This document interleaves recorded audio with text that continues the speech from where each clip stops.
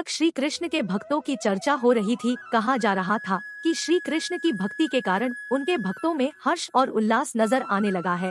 उनके सभी भक्त हर प्रकार से सुखी है, सभी में प्रेम और दया का भाव है। अब कोई किसी से ईर्ष्या नहीं करता, कोई किसी का अहित नहीं चाहता, सभी सेवा भाव से सबका सहयोग करते हैं। मनुष्य ही नहीं, अब तो पशु पक्षियों का भी निस्वार्थ भाव से भला कर रहे हैं ये कृष्ण भक्त। चारों तरफ खुशहाली है। जब माता पार्वती को इस बात का पता चला तो उन्होंने भोलेनाथ से कहा, भगवान, मनुष्यों को अपने प्राण बहुत प्रिय है, सभी को मृत्यु का भय तो होता ही है।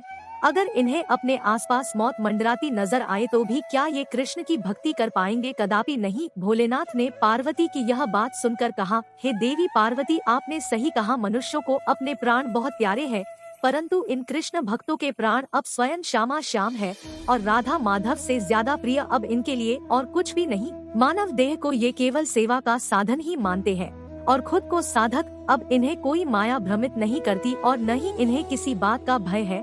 भोलेनाथ की बात सुनकर माता पार्वती को विश्वास नहीं हो रहा था। उन्हें लगा कि मानव अपनी बुद्धि का इस्तेमाल करके कहीं कोई छलावा तो नहीं कर रहे। तो उन्होंने भोलेनाथ से विशाल सर्प के रूप में पृथ्वी पर जाकर इन भक्तों की परीक्षा लेने की इच्छा जताई। माता पार्वती को यकीन था कि मौत को सामने देखकर ये भक्त प्रेम और सेवा छोड़कर अपनी जान बचाने की चिंता जरूर करेंगे। भगवान शिव ने कहा, देवी, जरूरी भी है कि इनकी परख की जाए। आप पृथ्वी लोक पे जाकर सच को उजागर करिए। अब क्या था, माता पार्वती ने एक जहरीले सर्प के शरीर में प्रवेश कर लिया। एक ऐसा गांव जहां कृष्ण भक्ति चरम पर थी, उसी गांव से थोड़ा दूर अवतरित हुई। इस गांव में राधा रानी और श्री कृष्ण का बच्चा बच्चा भक्त था। जीव हो या जंतु, सभी को यहाँ एक समान दया भाव से देखा जाता था। गर्मियों का समय था और माता पार्वती जहरीले नाग के शरीर में समाकर रेंगती हुई गांव की तरफ बढ़ रही थी। धरती सूर्य की गर्मी से तप रही थी और जहरीला सर्प तपन को सह नहीं पा रहा था। माता पार्वती सर्प के शरीर के माध्यम से अब गांव के समीप पहुंच चुकी थी। प्यास से सर्प का कंठ सूख चुका था।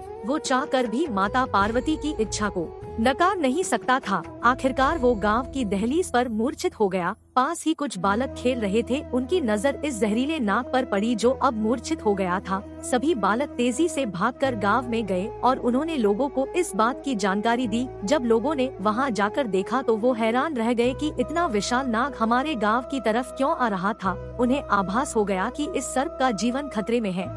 उसी गांव में एक वैद्य भी था। उसे बुलाया गया ताकि इस जहरीले सर्प का जीवन बचाया जा सके। वैद्य के पास कुछ औषधियाँ थी, लेकिन वो मनुष्यों पर असर कर सकती थी, किसी सर्प पर नहीं। वैद्य ने गांव वालों से कहा, हालांकि ये एक जहरीला सर्प है, फिर भी इसमें भी वही आत्मा है जो हम में है और इसे मदद की जरूरत है।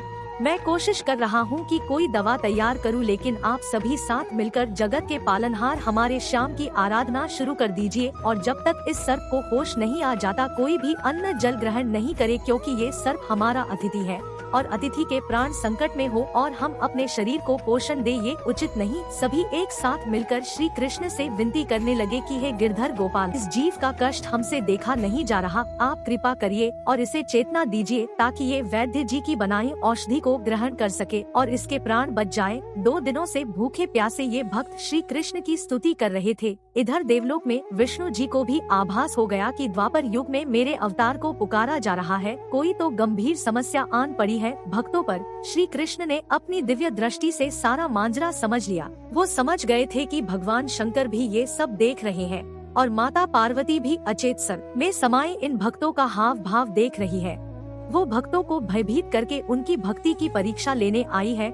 माता पार्वती ने जबरन अपने सर्प रूप को तृष्णा के बहाने से मूर्छित किया है ताकि पूरा गांव इस जहरीले नाग को आकर देखे और भयभीत होकर अपनी जान बचाने का जतन करे। परंतु श्री कृष्ण अपने भक्तों को निराश नहीं होने देते हैं और न ही वो अपने भक्तों को भूखा प्यासा देख सकते हैं।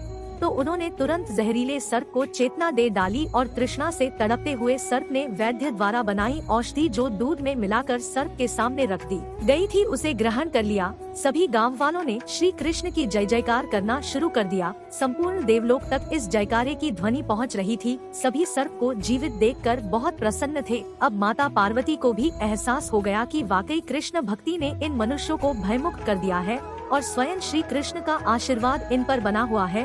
अंततः माता पार्वती ने सर्प को पुनः लौटकर चलने का आदेश दे दिया। गांव वाले हरे कृष्ण हरे राम करते करते अपने अपने घरों की तरफ चल दिए। इस प्रकार सारे ब्रह्मांड को कृष्ण भक्तों पर दुलार आ गया और देवलोक में भी सभी देवी देवताओं ने मिलकर कृष्ण भक्तों को अनंत काल तक सभी का अपार आशीर्वाद मिलता रहेगा इस बात का फैसला कर लिया। इसीलिए कृष्ण भक्त को एक ही नाम राधा कृष्ण भवसागर पार करा देने के लिए पर्याप्त माना गया है।